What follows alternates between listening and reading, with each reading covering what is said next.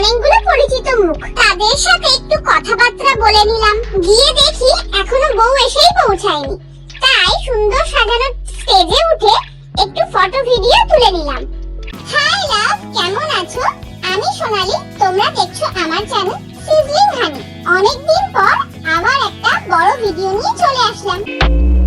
দেখি সবাই ফুচকা খাচ্ছে, আমরাও একটু ফুচকা খেয়ে নিলাম। তারপর আবারও একটু ফটোশুট। মকটেল কাউন্টারও করেছে। মকটেল কাউন্টার সুন্দরভাবে সাজানো গোছানো, রেডি আছে। এখন চাই রিফ্রেশমেন্ট, তাই লেমনি ওশান টেস্ট করে নিলাম। শুধু এটাই নয়, আরো 3-4টে মকটেল কিন্তু ট্রাই করেছিলাম।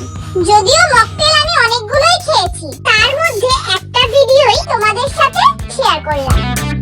এই শোনো, আমার চ্যানেলটা একটু সাবস্ক্রাইব করে দাও তো, আর এই ভিডিওটাতে একটা লাইক করে দাও প্লিজ।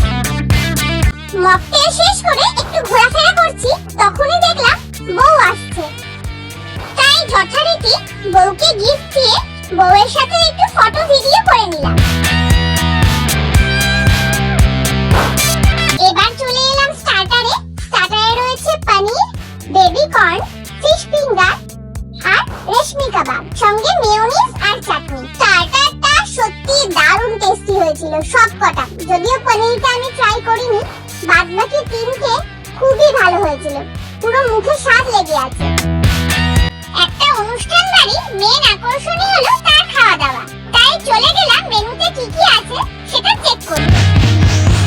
রয়েছে নান, চানা ডাল, fish butter fry, salad kasundi, mutton biryani, chicken চাপ, চিকেন কষা, মাছ, আলু ফুলকপির তরকারি, সাদা ভাত, পনির, ডাল, পনির বাটার ফ্রাই। দেবুদা খাবার নিয়ে